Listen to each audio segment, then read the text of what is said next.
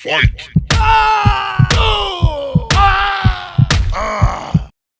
Clash of Champs. Download free.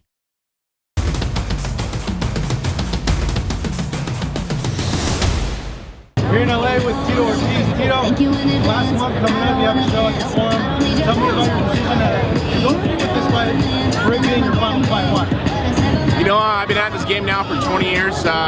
It's been a long road. I've had 8 major surgeries. You know, I want to be able to. I'm able to walk when I get older. I still got my head on my shoulders. I've been through some huge battles. You know, I've been through some huge fights. I've done everything I need to do in MMA. I've won world titles. I've made my millions. Now it's time to go home and take care of my family and be there with my kids as they grow up. They're getting ready for wrestling, so it's like I want to be there in their formal years when they're 7 years old now, twins, and my oldest is 14. I want to be there for 100% of the time. Was that the main decision to go ahead and call it a day with fighting professionally? I think the surgeries, a little bit added up about the surgeries, the concussions, my kids, of course, number one. But 20 years, I think that's enough. You know, 2 decades, not any other fighters, I don't think, can say the same thing. I worked really, really hard to get where I am today. And it wasn't for all my fans, man. My fans are the ones who kept me going. You know, my family and my kids kept me going, but my fans are the ones that really kept me going. All the people who supported me through the years that I've been fighting. I've been very lucky. I was the first Mexican light heavyweight champion. I was the first millionaire as an MMA fighter. I've been able to build a clothing company, Punishment Athletics. I've been doing so much in my career that, you know, what's next for me? What's next to challenge? And I think on the mental side, I need something to challenge me besides the physical side, because I put so much into my physical work of being a professional fighter. You look slim, you look in shape, man. So tell me about the preparations with Chael, someone that you're familiar with and that you even wrestled in college. Well, you know, this fight has been in the making now for 18 years. We wrestled against each other in college. I wrestled at Golden West Junior College, and I went to Cal State Bakersfield my first year there. I went up to Oregon University to wrestle, and I wrestled 190 pounds. He wrestled 177s, and he bumped up to 190 to wrestle me on my birthday and pinned me in a minute and a half on my birthday. And I've always thought about that, but I think he's forgot about it. And now I get an opportunity for redemption. On January 21st, 2 days before my birthday, 18 years later, I get to shut him up. And this ain't a wrestling match. This is a fight. And my job is to hurt people when I get in the cage. And that's where it stops, you know, and that's what I'm going to do. I prepared 8 weeks for this fight. And over the last, it's been 3.5 weeks that I've really just been putting in super, super hard work. You know, a total of 12 weeks together since September I've put in work. And I want to make this my last. I want to make this the best. And people are going to see the best Tito Ortiz on January 21st, free on Spike TV. How has that last camp been for you, seeing that this is the last fight? Has it been a lot tougher camp?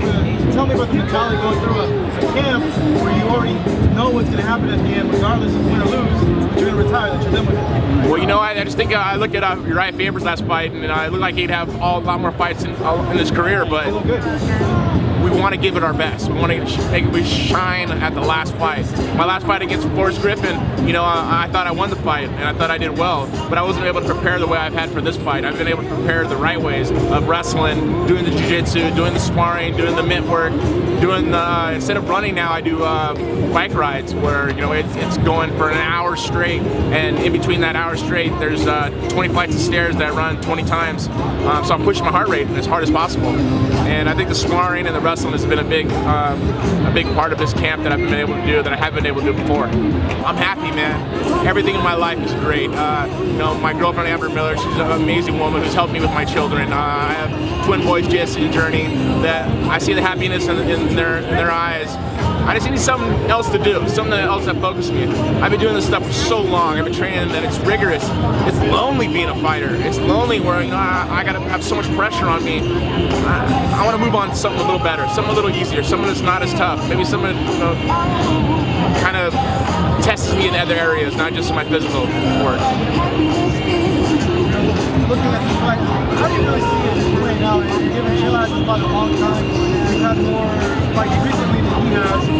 Talk to me about the dynamic of it. Well, you know, Chael hasn't fought in 3.5 years. All the pressure's on him. He's the favorite. I'm almost a 1.5 underdog right now. I love to be an underdog. Are you surprised by that? I'm surprised by it, but hey, it's cool. All my fans are gonna make a lot of money off me on January 21st. You know, at the end of the day, I put in the work. I've done everything I needed to do to prepare for this fight. If people could count me out, count me out. Don't ever count Tito Ortiz out. All right? Don't ever count me out, ever, ever. Because, you know, I work really, really hard. when it comes to fight time, I put my life on the line. I go out there and I give my heart and soul like every Latino American would in this world, and that's what I try to do. How will the fight end, you think? How will the fight end? Referee will rip me off of Chael Sonnen. I'm gonna make him quit.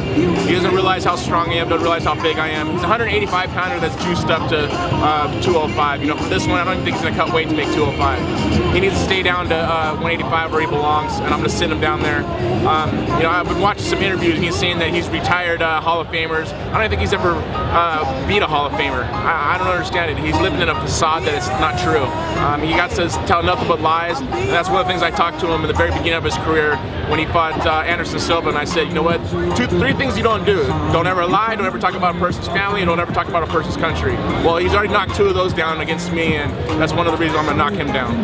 All right, Tito, thank you so much. Very welcome. Parting words for your fans that are coming into the last fight? You know, this is my last fight. I give my heart and soul to this. And it wasn't for my fans, I couldn't do what I can do. I love to fight, but you know, we got to know when it's time to say when. And January 21st, time is to win.